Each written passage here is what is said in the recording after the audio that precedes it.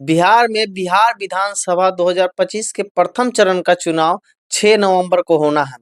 ऐसे में देख रहे होंगे आप कि सभी राजनीतिक पार्टियां जो अपनी सभाओं में इतनी व्यस्त हो चुका है, डेली का जो है 10-15 सभा कर रहे हैं और उनके उम्मीदवार तथा निर्दलीय प्रत्याशी जो भी है इस ढंग से प्रचार प्रसार कर रहे हैं, जैसे लग रहा है एक एक जनता से कनेक्ट हो जा रहे हैं। तो ऐसे में देखना दिलचस्प होगा कि किसकी राजनीति किस पे भारी पड़ती है।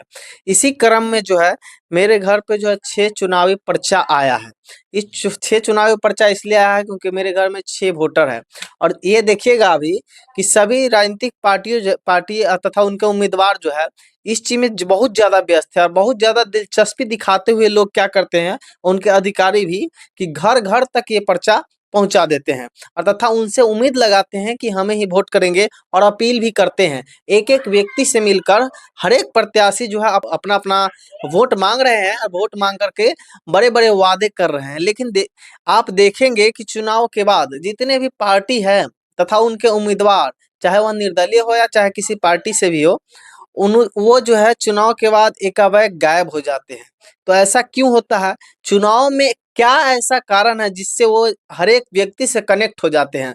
आपको जब 10 दिन 15 दिन का टाइम मिलता है चुनाव में, तो एक एक व्यक्ति से कनेक्ट हो जाते हैं। क्यों? क्योंकि यहाँ पर आपको लाभ होने वाला रहता है, आप उस व्यक्ति से कुछ पाना चाहते हैं। लेकिन इसी चुनाव के बाद जब आपको 5 साल का समय मिलता है तो आप पंचायत स्तर पे लोगों से नहीं मिल पाते हैं। पंचायत स्तर पे एक आप उनसे उनके काम के लिए एक फोन कॉल तक रिसीव नहीं कर पाते। इसका क्या कारण है?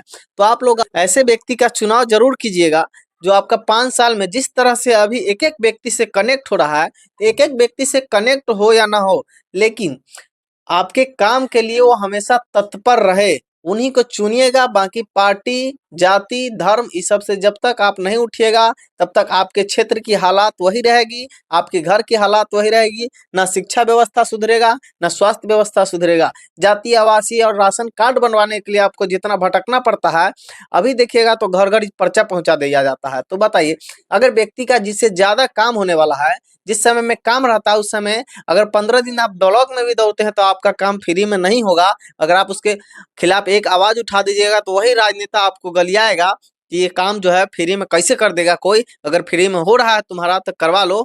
और अभी के समय में आप देखिएगा तो ये घर घर जो है पर्चा पहुंचवा देते हैं। अ, इसी क्रम में आप देखेंगे कि अभी बाढ़ से जो है बहुत सारा क्षेत्र क्या हुआ है कि दह गया है। और दहने के बाद वो तो पीड़ा एक अलग है जनता के बीच में, लेकिन इसके बाद आप देखिएगा कि धान की खेती जो है अब कटने वाली थी। इससे सभी लोगों के अनाज जो है इस समय अपने घर में रखते हैं। लेकिन इसी वक्त क्या हुआ कि बारिश इतनी तेज आ गई है, मौसम परिवर्तन के कारण जलवायु परिवर्तन हुआ, जिसके कारण क्या होता है कि जो बिना मौसम के जो है बारिश टाइम पे हुआ है और इसी टाइम पे जो किसानों को जो है लाखों किसान इसमें जो अपना अनाज जो है बर्बाद हो गया है उनका। लेकिन इस समस्या पे उसी चुनावी अ, दौरा में उसे अपना चुनाव प्रचार के दौरान भी लोगों से एक समस्या नहीं जानता है कि आपका क्या समस्या है। क्यों? क्योंकि उसको अभी सिर्फ और सिर्फ उनका अपना फायदा दिख रहा है। किसका सीएम बनने वाला है, कौन विधायक बनने वाला है, कौन सत्ता में आने वाला है, किसको वोट दीजिएगा तो फायदा रहेगा और किसको वोट दीजिएगा तो नुकसान होने वाला है। कौन अपने जात का है, कौन अपने धर्म का है, कौन अपने क्षेत्र का है, इसी पे लोग अभी चर्चा कर रहे हैं। लेकिन इसके बाद जो ये सभी चर्चाएं जो है ठप हो जाएगी, आपकी स्थिति जस के तस रह जाएगी और जो मुनाफा मिलने वाला होगा अभी आपको, वो मुनाफा भी नहीं मिल पाएगा। क्योंकि चुनावी प्रक्रिया को ध्यान में रखते हुए आपको ये समझा देगा कि अभी चुनाव के समय इस वक्त कुछ नहीं हो सकता है। और इसके बाद इन सभी चीजों को भुला करके सब नेता अपने अपने घर बैठ जाएंगे और आप लोग उसका चर्चा दिन रात करते हैं, वो करते करते आपका समय बीत जाएगा, जीवन खत्म हो जाएगा। लेकिन ये व्यवस्था, बिहार की व्यवस्था हमें नहीं लगता है कि बदलने वाला है। तो आप, अगर आपके नज़र में कोई अच्छा नेता हो तो पार्टी, जाति, धर्म, समुदाय, संप्रदाय इस सब से हट करके आप वोट कीजिएगा। यही मेरी आप लोग से विनती है। सबके पास कार्ड पहुंच रहा है, पर्चा पहुंच रहा है, तो पर्चा इसलिए पहुंचाया जा रहा है अभी घर घर, ताकि उनको जो है एक एक वोट का ध्यान रखना है। क्योंकि एक वोट से जीत होती है, एक वोट से हार हो सकती है, इसलिए घर घर पहुंच जाता है। लेकिन आपका एक काम अगर नहीं करवा पाता है वो नेता, तो ऐसे नेताओं को आप चुनिएगा नहीं। जो पहले से राजनीति में अपने छोटे पद पर भी कार्यरत रहा हो, अगर वो देखिएगा उसके क्षेत्र में किस ढंग का काम हुआ है, अगर काम सही से नहीं किया होगा तो ऐसे व्यक्ति को इग्नोर करके आप नए व्यक्ति को चुनिए। वो हारे या जीते इससे मतलब नहीं रखना है, बस आपको देखना है कि हम कम से कम हार गए सही, लेकिन मेरा पक्ष जो था वो मजबूत था।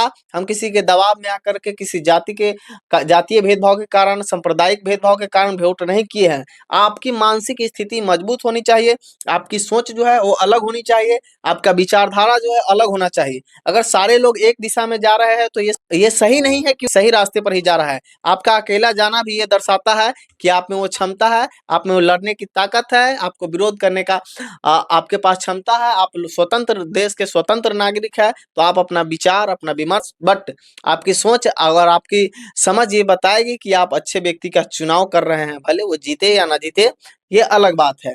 धन्यवाद। बाकी आप इन चीजों का ध्यान रखिएगा। लोकतंत्र का महापर्व है, ये 5 साल के बाद ही आएगी फिर से।